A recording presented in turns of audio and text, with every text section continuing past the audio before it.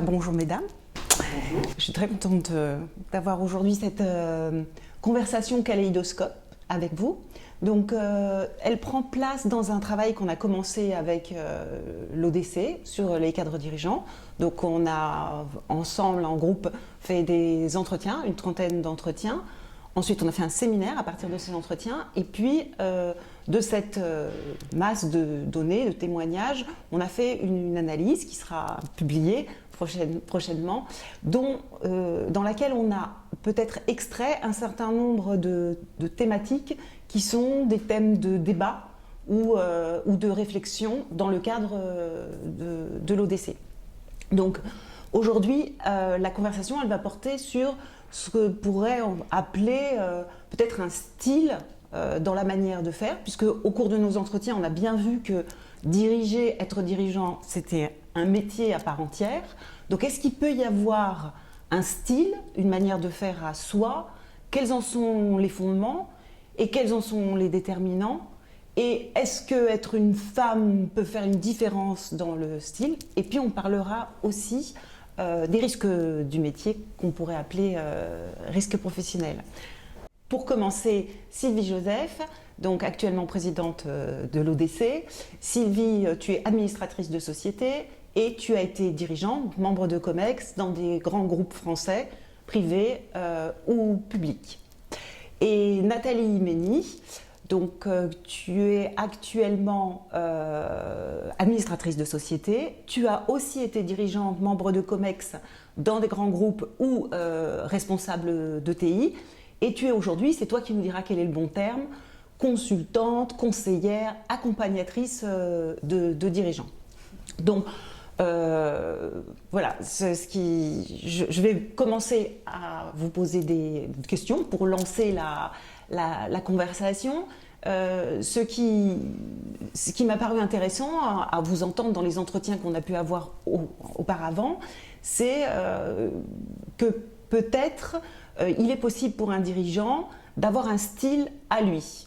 Et je voudrais vous poser des questions sur ce qui pourrait faire qu'il a un style à lui et qui n'est pas un style, une projection de ce qu'est diriger.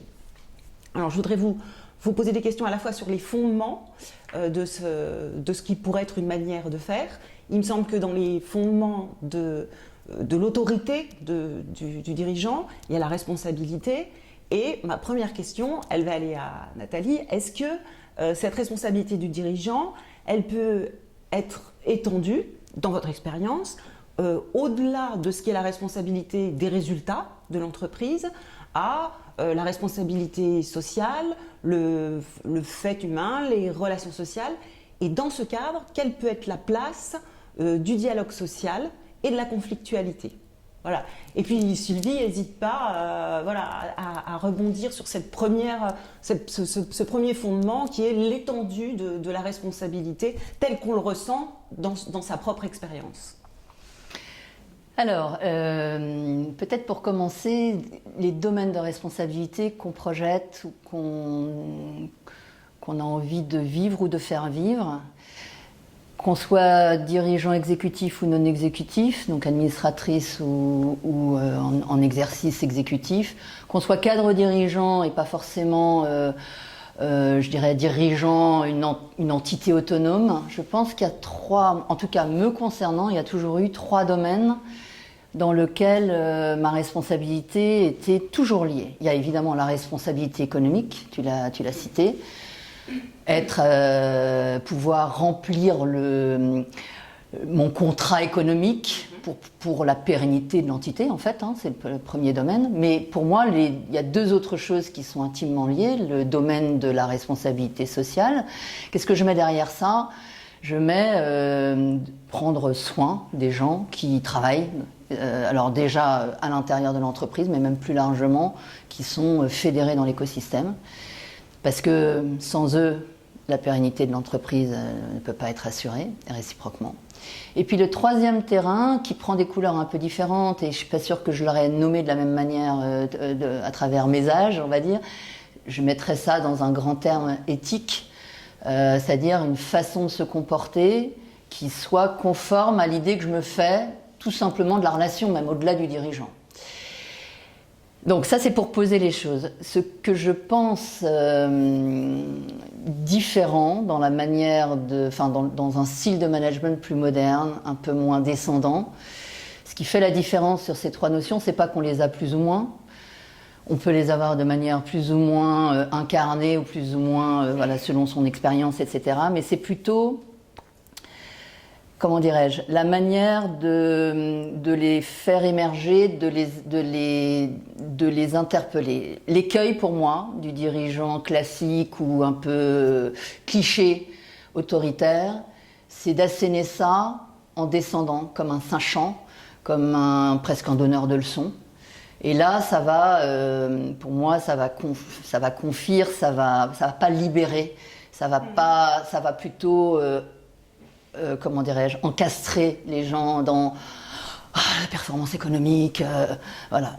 Et donc, ce qui va faire la différence, c'est la manière avec laquelle on va donner ça à voir. Donc, c'est à la fois de l'incarnation, mais c'est aussi une façon de solliciter la réflexion. Et moi, si je reprends 3 exemples pour vous illustrer ce que je veux dire, j'ai été frappée plusieurs fois quand j'ai repris des entreprises après des fusions ou des cessions, etc., de me rendre compte à quel point les salariés n'étaient pas du tout conscients, quel que soit le niveau, que ce soit des cadres du COMEX ou des gens de terrain, n'étaient dans certains cas pas du tout conscients de la réalité économique de la boîte. Et on leur apprenait que la boîte perdait de l'argent, par exemple. Ah bah non, mais on va pas le dire parce que sinon on va les décourager, etc. Moi, je pense au contraire que diriger différemment, c'est diriger en responsabilité. Une responsabilité, ça se partage, ça ne se dégage pas, ça se partage. Et donc, pour pouvoir la partager, il faut pouvoir donner la juste information de la bonne manière pour que chacun puisse s'engager. Voilà ce que j'ai envie de dire. Tu es en train de nous parler du dialogue social. Oui, c'est quelle part peut avoir le dialogue social, quelle place la conflictualité, parce que forcément tu t'exposes à de la conflictualité et les échanges, c'est du dialogue. Sylvie. Alors pour compléter le propos de Nathalie, je pense qu'on ne peut pas opposer capital financier et capital humain, puisque c'est quand même les 2 piliers de l'entreprise. Jusqu'à ce qu'on nous ait prouvé le contraire. Et je rajouterais même aujourd'hui une 3e responsabilité qui est la responsabilité sociétale, transition écologique, parce qu'elle a un impact direct à la fois sur la façon dont les gens vont vivre demain et seront en capacité ou pas de travailler correctement, etc. Et sur évidemment le développement et l'avenir des entreprises. Alors pour parler effectivement, si on dit capital humain, c'est une part très importante et peut-être pour moi la première part de la valeur d'une entreprise. Évidemment, moi je pars du principe, un peu comme l'évoquait d'ailleurs Nathalie dans le fait de jouer collectif, je pars du principe aussi que la conflictualité, elle peut être très saine. Encore faut-il savoir la gérer. Et d'ailleurs, si on caricature un tout petit peu, est-ce que finalement le management, est-ce que c'est l'évitement qu'on voit face aux crises, qu'on voit malheureusement un peu trop souvent, ou est-ce qu'au contraire, est-ce que c'est la capacité à gérer et peut-être même à organiser ce qu'Yves Clos appelle une disputation saine. Et d'ailleurs, il rappelle aussi, de manière très factuelle, que les entreprises qui ont le moins de problématiques de risques psychosociaux sont celles qui savent effectivement gérer le conflit et qui savent même l'organiser de manière évidemment constructive. Donc pour moi, un conflit bien mené, c'est très créatif et ça participe. Alors il ne faut pas être en conflit permanent évidemment, mais ça fait partie de la vie, on n'est jamais totalement d'accord, ça doit être effectivement un jeu collectif et non pas une administration plus descendante, et ça fait partie de la création de valeur de l'entreprise. Alors j'entends faire collectif, plusieurs fois, tu l'as dit Sylvie. Quelle place a pour vous, dans la manière de faire, le collectif, c'est-à-dire le faire ensemble et d'une certaine manière, le partage de l'exercice de cette responsabilité? Nathalie?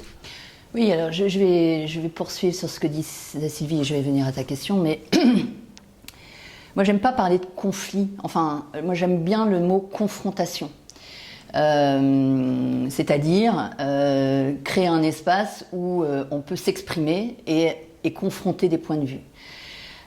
Le risque, c'est que certains soient plus à l'aise que d'autres dans cet exercice et que du coup, ça devienne quelque chose de tellement assertif que ça écrase. Que ce soit des partenaires sociaux ou des salariés, et alors encore plus quand il y a l'étiquette de la hiérarchie. Donc je trouve, là aussi dans les schémas de pensée, de représentation un peu archaïque du leader, moi j'aime beaucoup la chanson d'Anne Sylvestre qui dit « J'aime les gens qui doutent, les gens qui trop écoutent ». Voilà, et sans se dénoncer, donc tout en restant proche de leurs valeurs. Je trouve que ça résume exactement cet espace à créer où, au lieu de voir le leader comme quelqu'un qui sait et qui donne à faire et qui contrôle, je caricature un peu, mais voilà, quelqu'un qui a une vraie idée sur le sens, qui est capable de l'incarner, de le montrer, surtout de le rendre très concret dans tous les métiers, de dire exactement à quelle étape de la montagne on a envie d'aller à tel moment pour que les objectifs concrets, ce que j'appelle l'ambition, le premier ça va être un peu la raison d'être, le deuxième ça va être l'ambition, soit clair pour tout le monde, on m'attend où, à quel moment et en faisant quoi, et le tout avec des règles de vie, et la plupart étant pas écrites, formelles ou informelles, des règles de vie qui font collectif, où les gens se sentent dans un univers cohérent avec leur propre façon de faire. Voilà, donc ce triptyque de l'utilité d'une boîte, se rappeler pourquoi on travaille dans cette boîte, c'est pas pour devenir le leader de quelque chose. Pourquoi on veut devenir le leader de quelque chose? C'est quel bien on a envie de faire. Avec quelle mission et quelle ambition, quel jalon temporel on se fixe. Voilà, l'année prochaine, dans 2 ans, dans 3 ans, on a envie d'avoir réalisé quoi ensemble et surtout de quelle manière. Donc c'est un peu le triptyque sur l'éthique et la manière de faire. Alors ensemble, est-ce que ça veut dire partager ensemble? Est-ce que ça veut dire que la décision stratégique, par exemple, ou sur la mise en œuvre de l'objectif, elle peut être partagée? Alors, moi j'ai eu la chance de vivre dans des environnements de direction et de COMEX différents, mais notamment dans une entreprise importante qui était à l'époque dirigée par un PDG suédois, qui venait d'IKEA d'ailleurs, et qui m'a appris une toute autre façon de faire en fait, à la méthode nordique ou allemande, c'est-à-dire que toute décision doit être co-construite, ce qui ne veut pas dire que la direction générale n'est pas là pour impulser, c'est son rôle, impulser une vision, impulser une stratégie, etc. Mais il n'y a pas de décision qui aille bien si elle n'est pas partagée, très largement partagée, co-construite. Et co-construite, ça veut dire que les équipes peuvent donner leur avis, peuvent suggérer des choses et on est en capacité d'arbitrer ou en tous les cas d'expliquer qu'on ne va pas prendre l'idée pour telle et telle raison. Et tout ça, ça concourt à donner du sens. Et je crois qu'effectivement, il faut pas opposer. Et donc, il m'a appris cette construction. D'ailleurs, au début, je lui disais, mais on va perdre énormément de temps. Il me disait, mais non. Ce temps-là, qui peut être très long, au début, ce temps-là qui peut être très long, donc qu'on peut concevoir comme une perte, en fait, on le regagne, et c'est vrai, énormément à la mise en œuvre, parce qu'une fois que la décision est prise, elle est acceptée par une très large majorité, voire par tout le monde. Et donc on gagne un temps fou derrière et on ne remet pas en cause la décision. Donc pour moi, efficience, performance et collectif, ça ne s'oppose absolument pas, bien au contraire. Et c'est bien le collectif qui doit nourrir cette efficience et cette exigence. Ce que j'entends aussi, c'est que ce partage de la décision ou ce dialogue, il commence, il s'étend pas seulement aux représentants du personnel, c'est pas seulement ce dialogue social. je vais dire d'une certaine manière qu'il commence avec sa propre équipe et ses propres collaborateurs. Est-ce que ça vous paraîtrait correspondre à vos expériences? Oui, oui, en fait, il est impulsé par le dirigeant quand même, qui d'ailleurs doit s'interroger de pourquoi il a accepté ce projet, pourquoi il a accepté ce mandat, au-delà des conditions, au-delà du challenge économique, etc. Pourquoi? Je vais vous donner peut-être un petit exemple pour illustrer tout à l'heure. Ensuite, c'est son cercle d'équipe, effectivement, mesurer à quel point ils ont la même représentation que du sens qu'ils ont mis derrière cet engagement. Qu'est-ce qu'ils y attendent personnellement. Et pour rebondir sur ce que disait Sylvie, au-delà, c'est pas convaincre en fait, cette période-là. C'est pas convaincre, c'est même pas motiver. C'est presque le contraire, c'est interroger, c'est questionner et du coup, non pas essayer d'adopter ce que la direction va me donner, mais essayer de trouver, en m'interrogeant personnellement, pourquoi finalement ce projet d'entreprise me plaît. Je vais vous donner juste un exemple. J'ai repris l'entreprise Éveil et Jeux, revendue par la Fnac à un groupe familial, qu'on a appelé après Auxibus Éveil et Jeux. Je sentais dans le collectif des gens perdus dans « c'est quoi notre offre ?» Ben non, on ne va pas faire des poupées Barbie parce que c'est pas ce que voulait la fondatrice d'Éveil et Jeux. Ah oui, mais c'est quand même incontournable dans le marché des poupées, donc on ne peut pas économiquement perdre de l'argent, il faut qu'on puisse faire. En fait, avant de régler ces problèmes-là de choix concrets, la question c'est quelle image vous vous faites de cette mission d'un vendeur de jouets éducatif. Ça sert à quoi ? Et là, il y avait deux visions qui se confrontaient. Celle d'une plutôt venue par la Fnac. Il n'y a pas de jugement, c'est juste une question de compréhension du chemin de développement du business. Venue par la Fnac qui était plutôt l'éducation, c'est en fait l'accès au savoir, donc il faut apprendre, il faut pouvoir être cultivé, ça doit être accessible à tous, plutôt l'ADN de la Fnac, historiquement. Et Éveil et Jeux, qui était une vision totalement inversée de ça, qui était éduquer, c'est rendre les choses possibles, c'est permettre à l'enfant de développer un talent qu'il a en lui. Vous voyez, donc deux façons de vivre l'éducation très différentes. Et donc on a travaillé sur, mais on veut quoi maintenant? En fait, on est une association de deux entités qui font le même métier apparemment, hein, mais qui n'y mettent pas le même sens. Et le truc hyper important au départ, c'est d'arbitrer ça, parce que ça cohabite pas en fait. Parce que si vous arbitrez pas ça, bah, vous savez pas choisir sur les salons les jouets qui vont... Vous savez pas comment les développer. En quelque sorte, ça met en cause la performance économique, elle n'a pas de sens si... Et vous comprenez bien que dans 60% de mes salariés à l'époque étaient des mamans.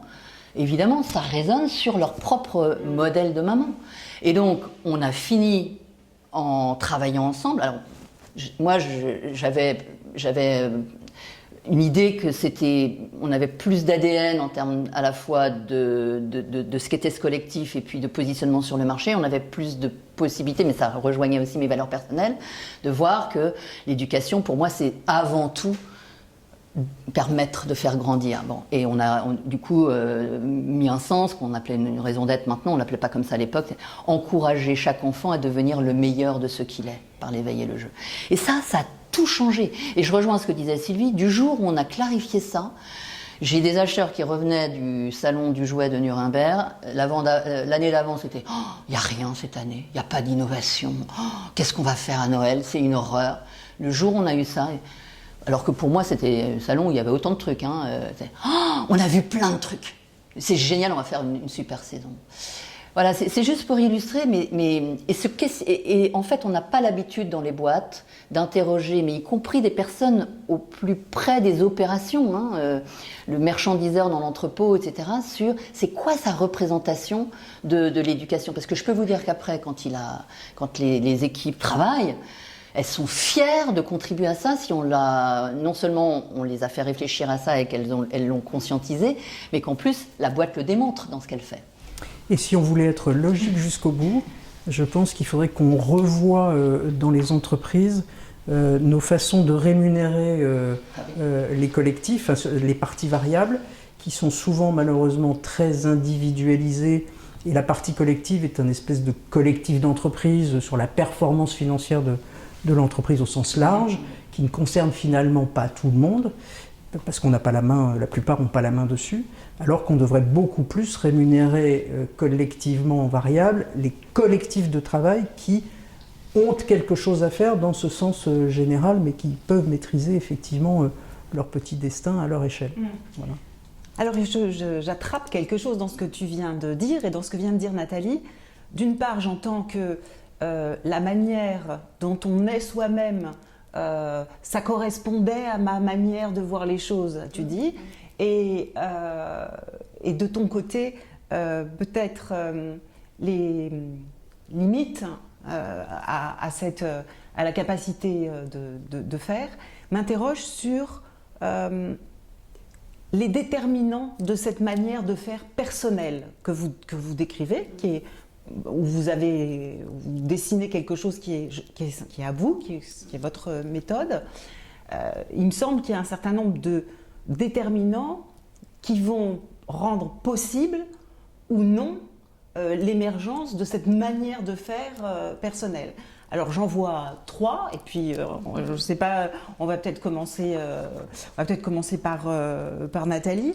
Le premier déterminant pour moi, c'est l'autonomie. C'est-à-dire que est-ce que le dirigeant, il a l'autonomie nécessaire pour pouvoir déployer ce que vous avez décrit là, c'est-à-dire la volonté d'avoir un dialogue professionnel, de partager le sens, voilà, d'étendre le travail au collectif. Donc déjà, Nathalie, est-ce que dans ton expérience, tu as eu une capacité à agir, comme on dit pour examiner le travail, c'est-à-dire à choisir ce que tu faisais, à décider du contenu de ton travail et surtout du comment?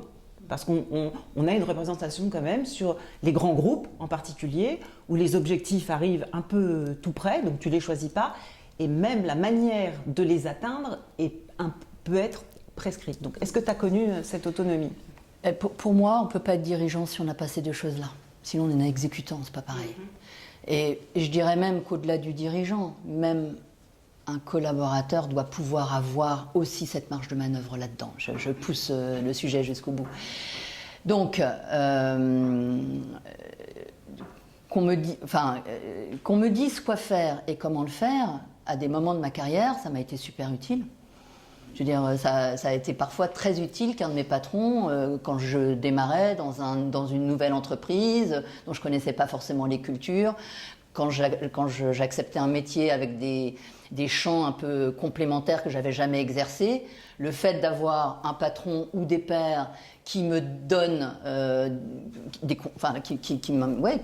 me stimulent avec des quoi et des comment, fine. Au contraire, merci. Là où ça devient problématique, c'est quand c'est imposé, quand vous le vivez comme une mesure imposée, voilà. Et quand ça transgresse quelque chose une limite pour vous, une limite, une ligne rouge. Et là, pour moi, il n'y a pas 50 façons de faire. Hein.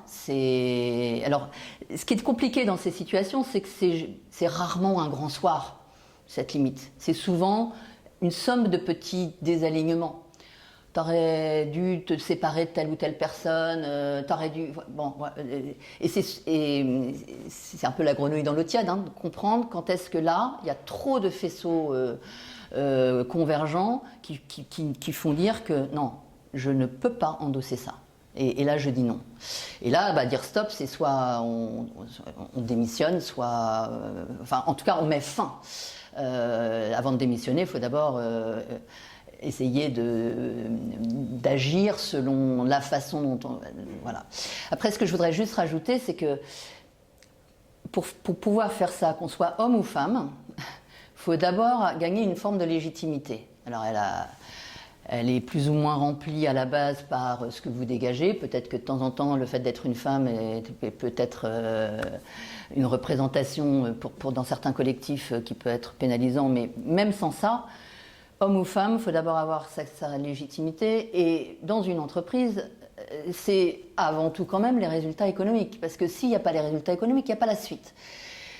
Donc il faut trouver, quand on prend son poste, les bons quick wins, les bons éléments qui permettent ensuite de vous générer la marge de manœuvre pour le faire ensuite ou en même temps, hein, mais de le faire à votre manière.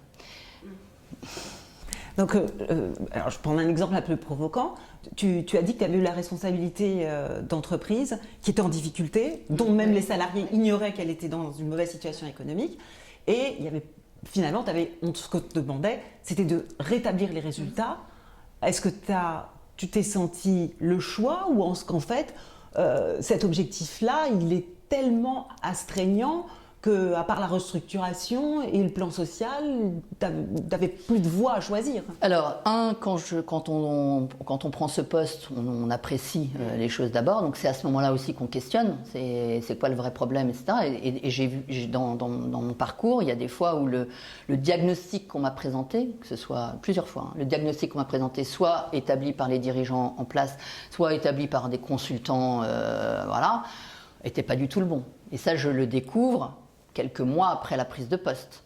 Donc là, c'est là que vous commencez à tester la capacité de votre direction et du collectif à entendre une autre manière de faire le diagnostic. Bon, déjà, ça va vous donner. Mais moi, à chaque fois, j'ai plutôt réussi à convaincre que ce que disait McKinsey ou ce que disait tel ou tel dirigeant, voilà, pouvait se challenger. Là encore, c'est pas dire moi j'ai raison. Ça vient aussi d'une façon de donner à voir ça. Pour revenir au plan social, si ce travail-là il est correctement fait, et je l'ai vécu, s'il est correctement fait, et que vous vous rendez compte que la société que vous avez reprise, après le diagnostic que vous avez fait, des premiers quick wins avérés et qui ne suffisent pas pour mettre la boîte structurellement sur une trajectoire économique qui la rende pérenne. Ça doit passer par une restructuration. L'enjeu, c'est de la faire comprendre, cette restructuration. C'est de la travailler avec les partenaires sociaux. C'est d'expliquer à la fois aux gens dont le poste va être impacté, voire perdre leur emploi. D'abord, c'est de pouvoir travailler ça de la meilleure manière avec les partenaires sociaux pour trouver des pistes pour qu'ils puissent se réemployer et ne pas oublier dans le collectif les personnes qui restent. Je vais vous prendre un exemple, encore une fois, si vous l'éveillez jeu, mon premier PSE, pas grand monde, hein, 30 personnes sur 100 au siège, ça a l'air de rien. Enfin, c'est pas beaucoup en nombre, en quantité. En proportion, c'est énorme. En choc émotionnel, c'est énorme. 3 ou 4 fermetures de magasins en plus. Ça n'avait jamais été le cas dans cette entité avant la reprise. Et pour le groupe qui le reprenait, c'était horrible d'avoir à faire ça. Mais si on ne faisait pas ça, la boîte était morte.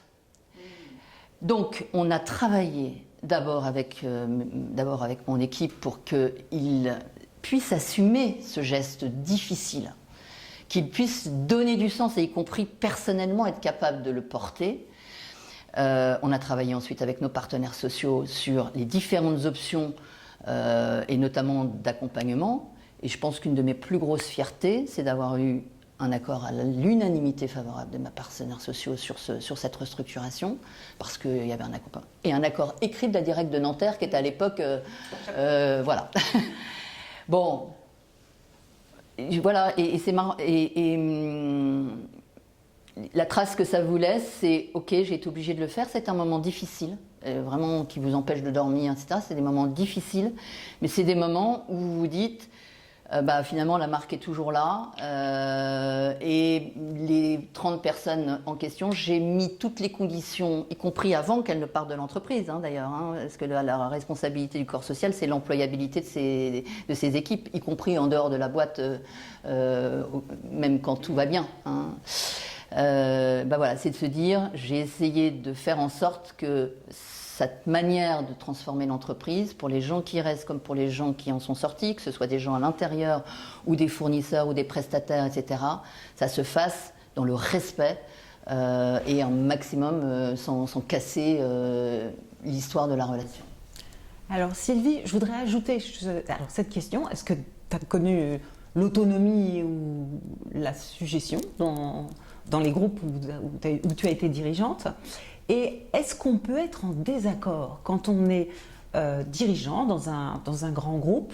Est-ce qu'on peut être en désaccord et avec, je vais dire, tous les degrés possibles du désaccord jusqu'à la désobéissance, hein? Je ne suis pas d'accord, je débat, je dis non et éventuellement je désobéis. Est-ce que c'est possible d'être en désaccord pour préserver son autonomie? Alors déjà peut-être revenir sur l'autonomie en une phrase ou deux. Je suis complètement en phase avec ce qu'a évoqué Nathalie.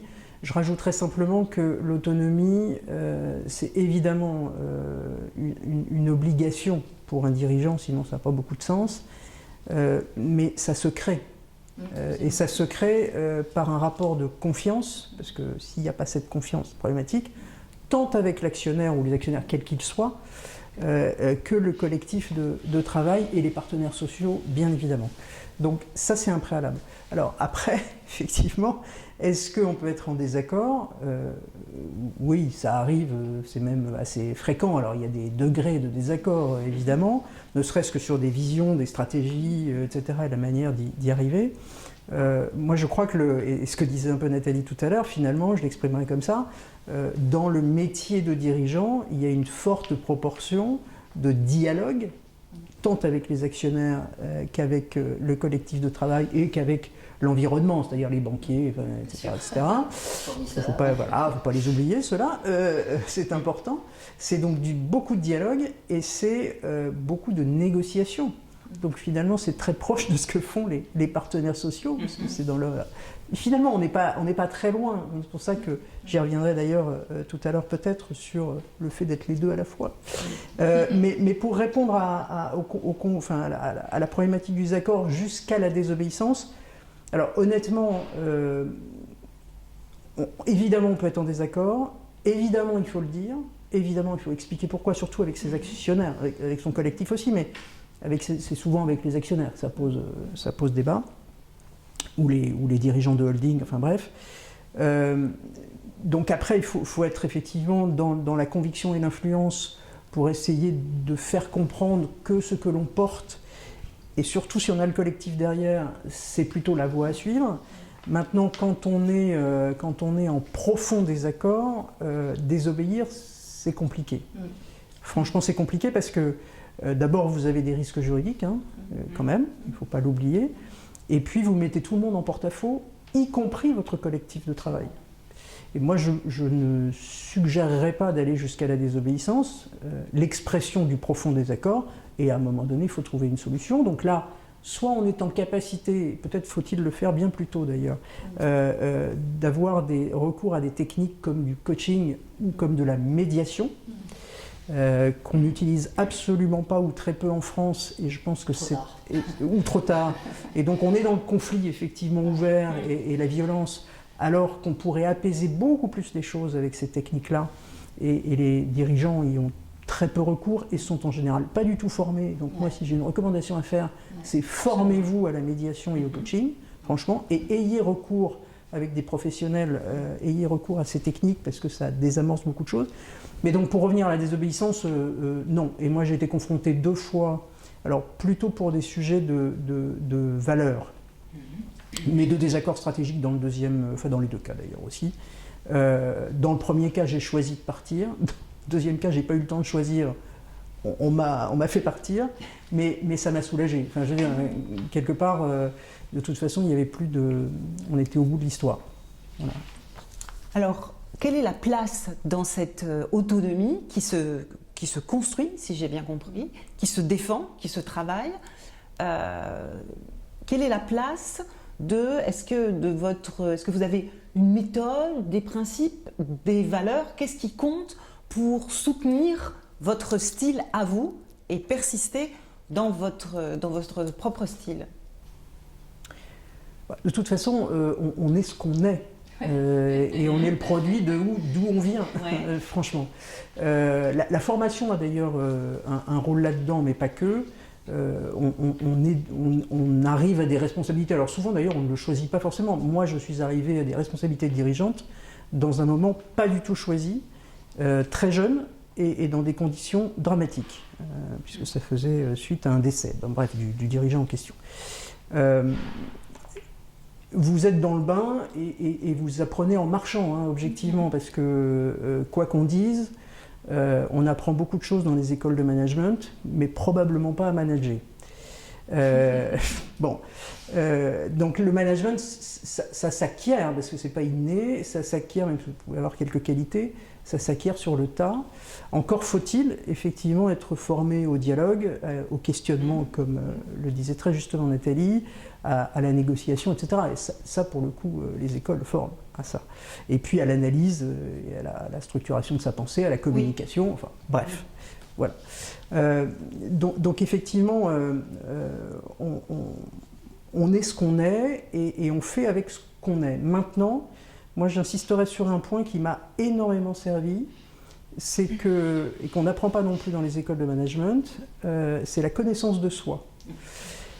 Et honnêtement, la meilleure chose que j'ai faite, c'est une formation managériale dans le groupe qui s'appelait PPR à l'époque, qui s'appelle Kering maintenant, qui était obligatoire pour tous les dirigeants, qui durait 5 jours, qui était remarquablement faite, et une partie importante du temps était sur la connaissance de soi, et y compris avec des méthodes ensuite dans le quotidien, dont des 360, etc., qui m'ont beaucoup appris sur moi, donc forcément dans ma relation aux autres, et beaucoup fait progresser.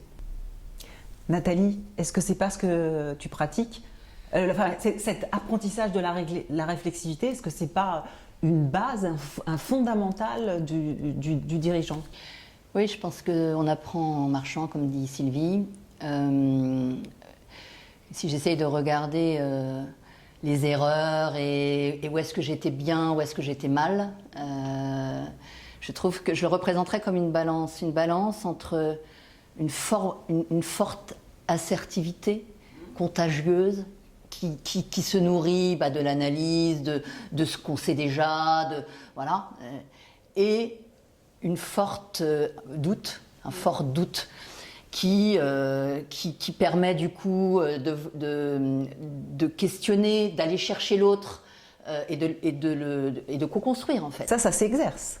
Oui, mais jamais, je n'ai jamais pris une fonction en me disant tiens, il faut que je règle bien la balance. J'ai fait, je dirais, de manière un peu empirique, mais force est de constater que l'écueil au début, c'est souvent de montrer beaucoup l'assertivité, montrer qu'on est capable, et du coup, on se coupe de l'apport d'autres, voilà.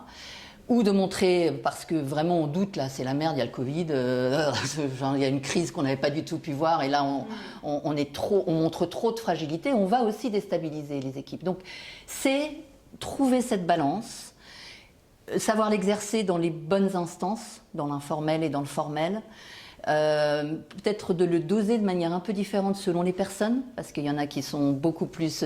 Voilà, donc moi c'est ça mon outil. Est-ce que cet exercice-là, est-ce que ça suppose pas qu'on le travaille avec un tiers, que de temps en temps, on se pose, on pourrait appeler ça de la formation continue, du coaching, de l'accompagnement, pour regarder comment est-ce que je pédale, comment est-ce que je dirige, comment est-ce que j'exerce mon métier. Alors, je voulais juste pas paraphraser ce que disait Sylvie, je suis 100% d'accord.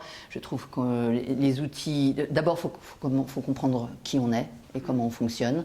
Du coup, qu'est-ce qu'on dégage, comment on est perçu, et de voir les écarts entre l'intention qu'on donne et la façon dont c'est perçu. Déjà, si on a déjà une petite connaissance de ça, et ça, effectivement, les coachs vont aider, etc.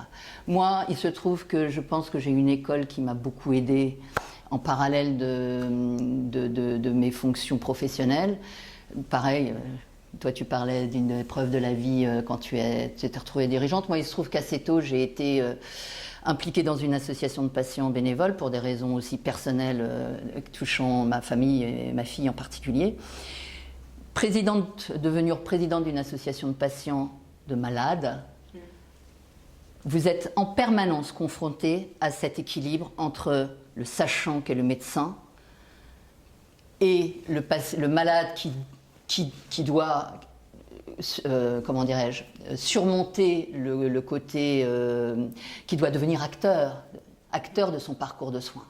Parce que s'il reste juste assujetti à son traitement et à ce que demande le médecin, au-delà de son espérance de vie, sa qualité de vie ne sera pas la même. Donc l'enjeu, c'est de le rendre acteur. Donc je pense que, et là encore, je post-rationalise, mais je pense que cette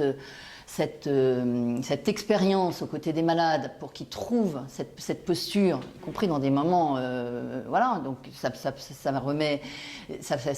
oblige à prendre du recul, hein, à faire le tri sur ce qu'on veut faire du reste de sa vie, etc. Peut-être d'avoir ça au cœur finalement de mes activités quotidiennes m'a donné une forme de style peut-être un peu différent et cette balance-là de manière assez prégnante dans ma façon de diriger. Alors j'entends l'importance des principes, des valeurs. Sylvie, est-ce qu'on peut avoir des engagements, voire des engagements syndicaux, tout en étant dirigeant? Et comment on les fait vivre ou survivre au moins? Alors, en France, ça n'est pas forcément bien vu. D'ailleurs, un certain nombre de personnes qui avaient en tête mon bien-être et ma carrière m'ont largement dissuadé d'aller dans cette double voie, à la fois de dirigeante que j'étais déjà et de responsable engagé syndical. Bon, comme je suis légèrement rebelle, je l'ai fait quand même, mais moi ce que je voudrais dire surtout, c'est que il n'y a pas de dichotomie et de schizophrénie à être des deux côtés de la barrière. Parce que comme le disait très justement Nathalie, et ce qu'on ne fait peut-être pas suffisamment en France, c'est que le collectif doit être pleinement impliqué dans le fonctionnement économique de l'entreprise. Parce que très honnêtement, et il n'y a pas de problématique, de conflit là-dessus, et le plus largement possible d'ailleurs le collectif, hein, pas juste réservé aux partenaires sociaux. Pourquoi? Parce que s'il n'y a pas de création de valeur, il n'y a pas de pérennité de l'entreprise, et s'il n'y a pas de pérennité de l'entreprise, il n'y a pas de rémunération, il n'y a pas de partage de la valeur, et donc voilà. Et donc ça finit par être très problématique pour tout le monde.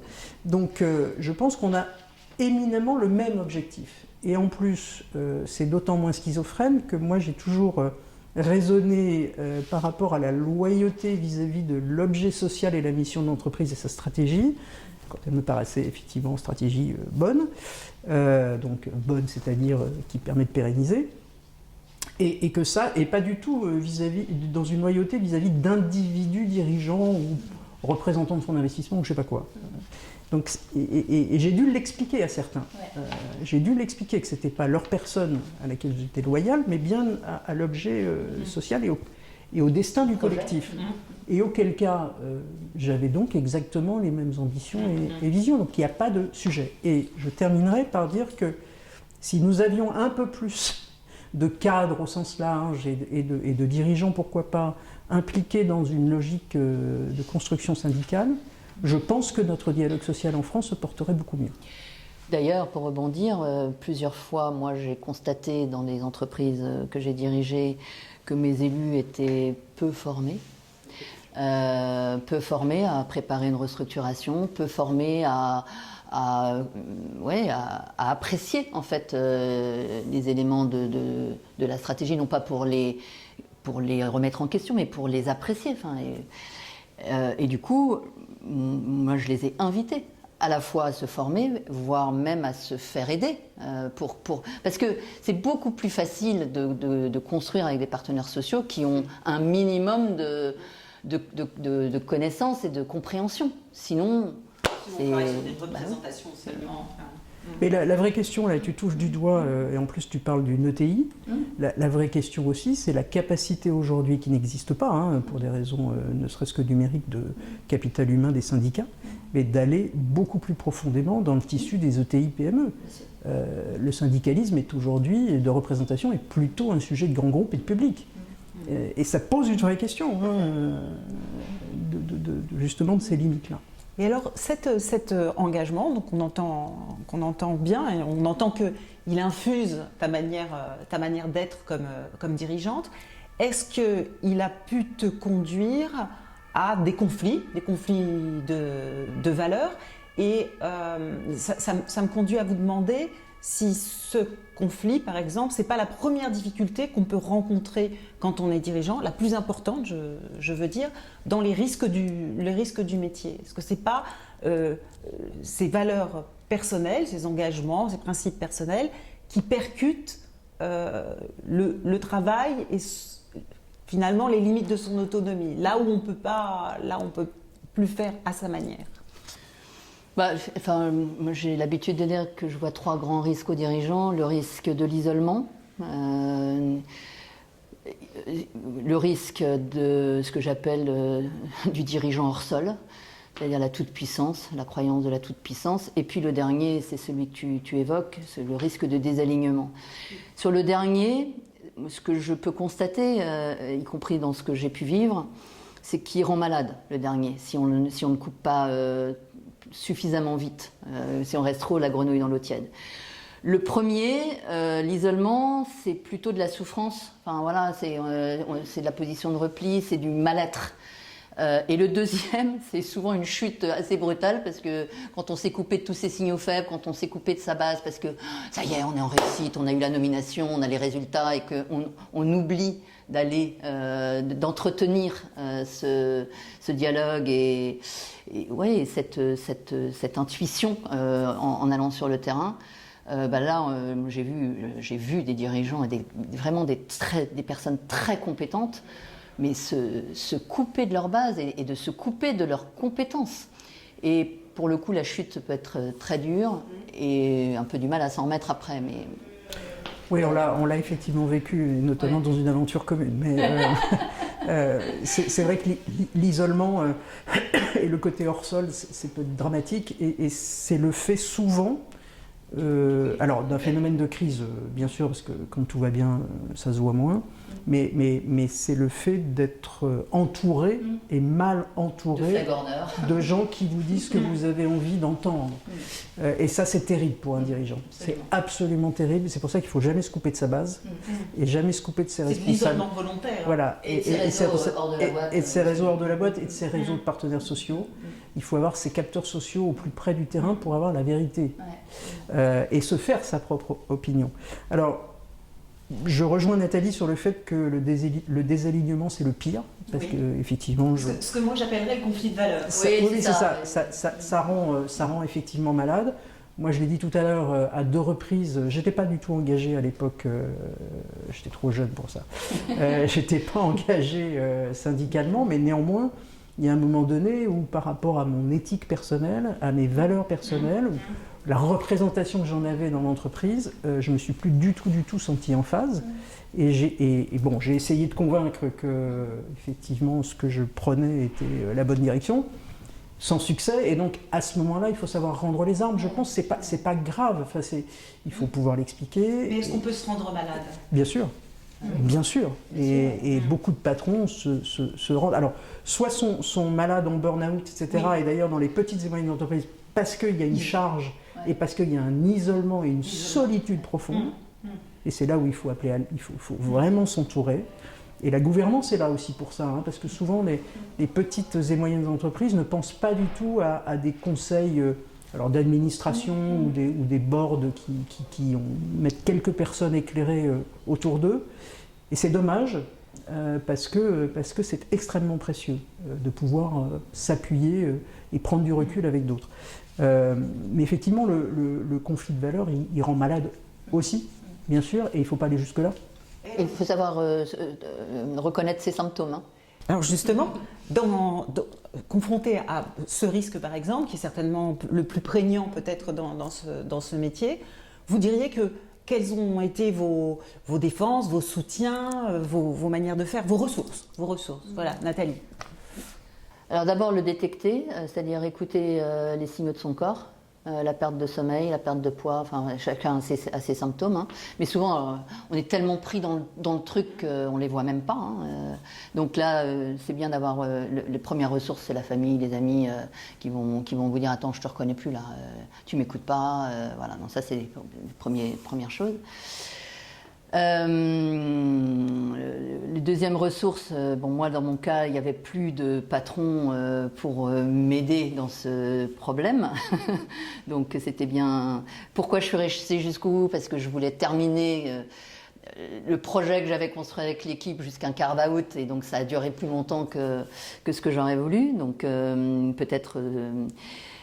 Et après, moi, mes ressources, elles sont énormément dans l'équilibre.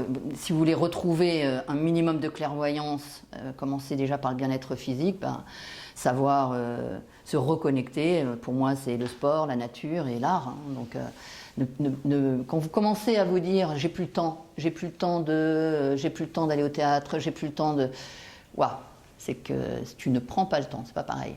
Donc voilà. Et après les ressources, j'aurais rêvé à ce moment-là d'avoir effectivement peut-être un réseau plus structuré, à la fois de médiateurs ou de coachs. Bon, médiateur, je pense que c'était, dans ce cas présent, c'était too late, mais de coach, oui, probablement. D'avocat, à un moment donné aussi, ça peut être utile.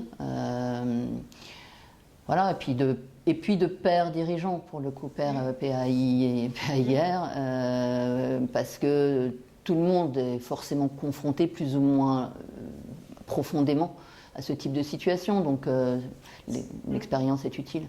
Ce que tu es en train de me dire, c'est que la difficulté professionnelle, elle peut venir de la situation de l'entreprise, et elle peut venir voilà, de ton isolement, etc., de la manière de faire. Elle peut aussi venir des relations que tu as avec ce qui constitue ton cadre hiérarchique. Je parle un peu comme une fonctionnaire, mais elle peut venir d'une pression qu'on exerce sur toi et qui te contraint. Tu parlais d'avocat, on prend un avocat dans une situation conflictuelle. Parce que ça éclaire exactement ce qu'on a dit tout à l'heure, c'est-à-dire quand on n'a plus ni la marge de manœuvre, on n'arrive plus à avoir cette marge de manœuvre sur le quoi et le comment, et qu'on commence c'est ça qu'on appelle la pression en fait, à vous demander des choses qui sortent. À payer finalement les salaires 3 jours plus tard parce qu'il faut de la trésor, à ne plus payer les fournisseurs aux échéances de contrat parce qu'il faut de la trésor. Enfin, voilà, des petites choses au début. Bon, vous dites, allez, on va le faire une fois, on va expliquer, puis on va revenir, puis que vous vous rendez compte que ça devient systémique. Là, vous vous rendez compte que vous commencez à devenir un otage ou un alibi d'un système. Là, voilà, et vous devenez objet et non plus sujet.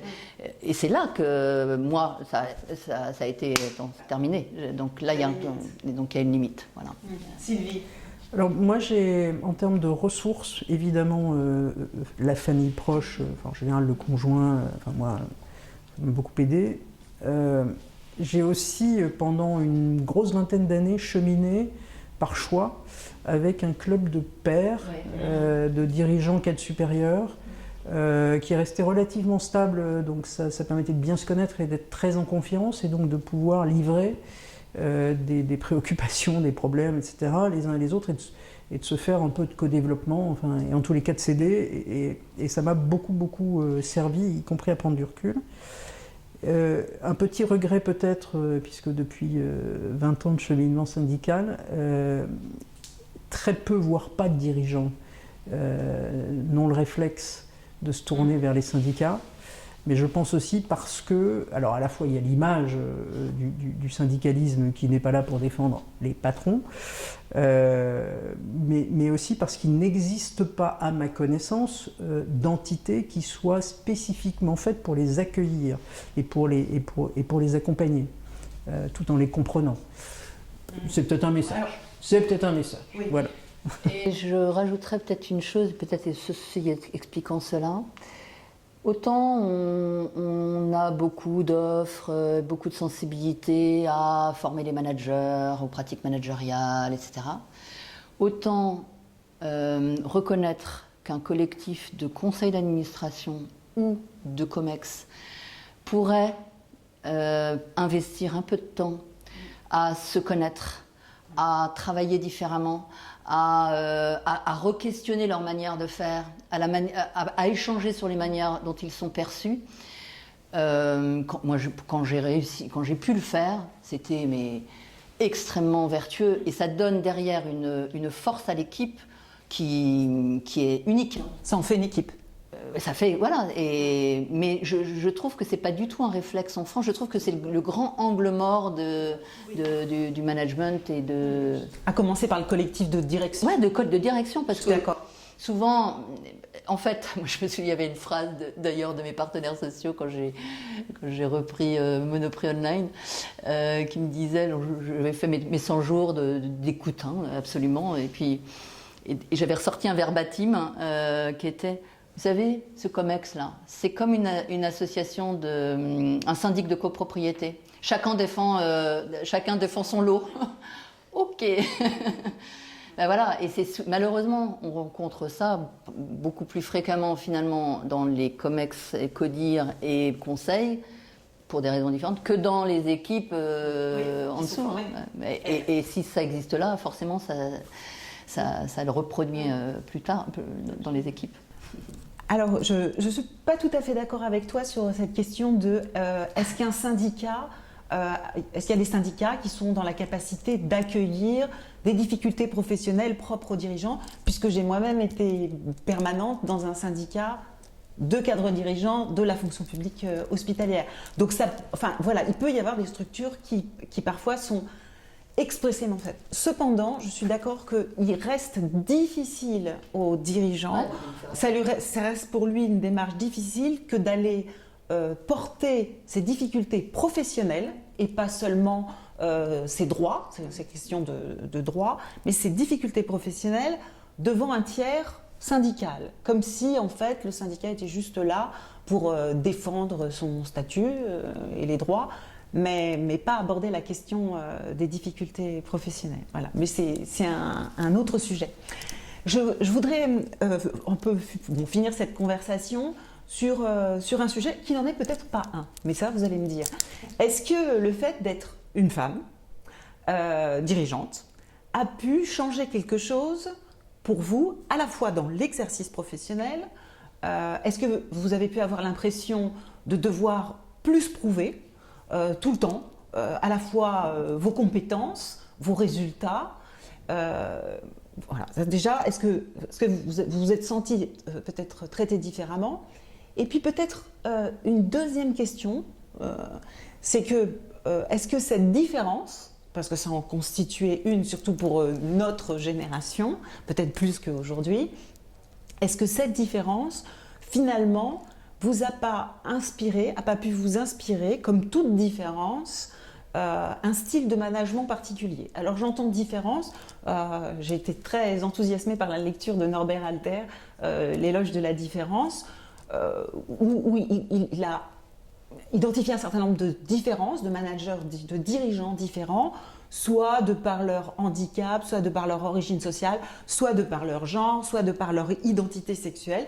Et tout ça, pour lui, est une différence qui, parce qu'elle implique un certain nombre de comportements pour pouvoir émerger comme dirigeant, peut-être définit des styles de management différents. Est-ce que vous pensez que donc votre différence a pu vous inspirer un style différent?